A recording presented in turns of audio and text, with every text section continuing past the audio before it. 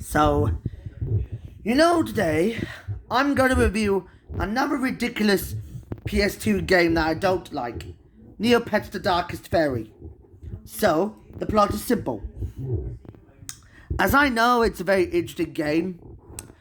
Two young heroes named Tormund the Wolf and Roberta the Cat are forced to join forces to stop the evil plans of a diabolical fairy named Janakora the Darkest Faerie.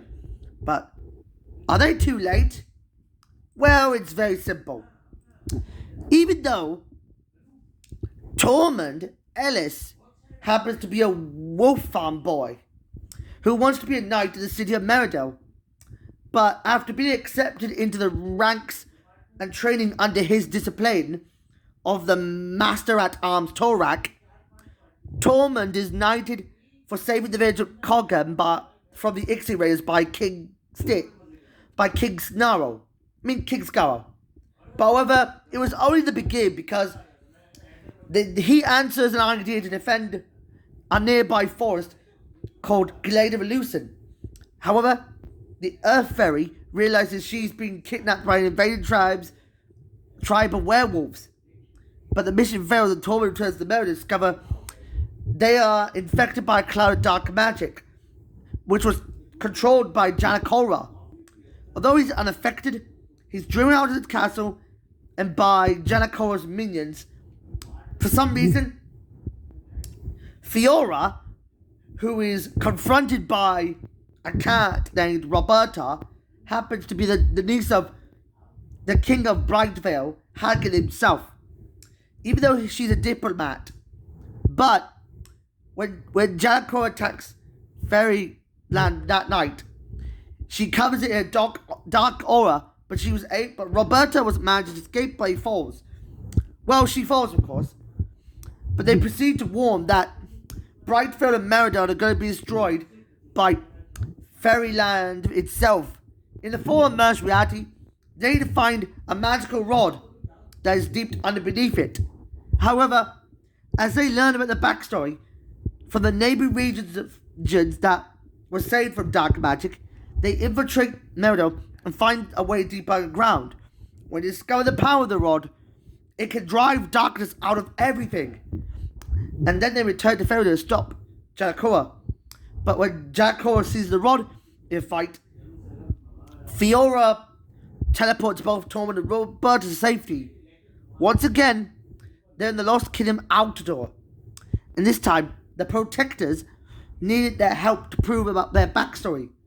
Although Janakora was one of the champions, she realized she was obsessed with a magical rod that she wanted to use to control darkness and shadows to destroy everyone.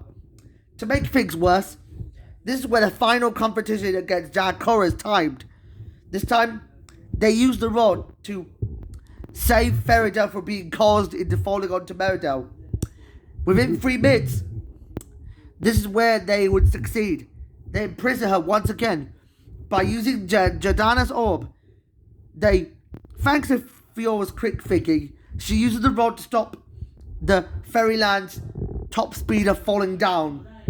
And then it returns to the sky. Torabuna held his heels, and she becomes a statue. And Janakora becomes a statue that you keep a close eye on. Although there was an unproduced PlayStation 1 prototype that never came to be, all I can say is it got cancelled in favor of the PS2 version. I noticed that Idle Minds and the Code Monkeys were involved, but the mechanics are quite boring. I know there's elemental powers you can use for recipe cards to cast some spells to defeat enemies, but this is not what I want to see. It's just, the way I see the glitches, the frame rates, it's just too boring, and the animation looks ugly. As I know it's not what I want to see in a video game that I don't care for, that never came out in the UK, I just probably have no interest in doing this, so. But, speaking of that, I noticed after some company called National Amusements, as I noticed this company was probably responsible for splitting up Viacom and CBS into separate entities. And I don't know what happened that caused the untimely release. That, I know, back around like, maybe I'm guessing around the year, let me guess, splitting up of Viacom and CBS.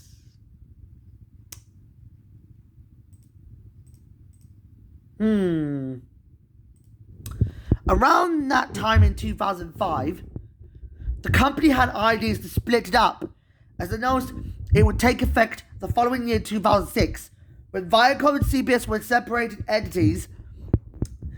Namelessly, the CW would be a merger of both UPN and the WB, which means Kids WB came to an end, and then Viacom would take control of the DreamWorks mantle from the company itself. And you know what they could say? All I can say is it's probably a huge twist of foreshadowing of what Time Warner would do to itself. Sounds like a fun idea, but what a piece of cake. So I ran out of ideas, and I know I criticized this video game, but if you would like to hit the subscribe button, I'd give this video game a 1.2 out of 10.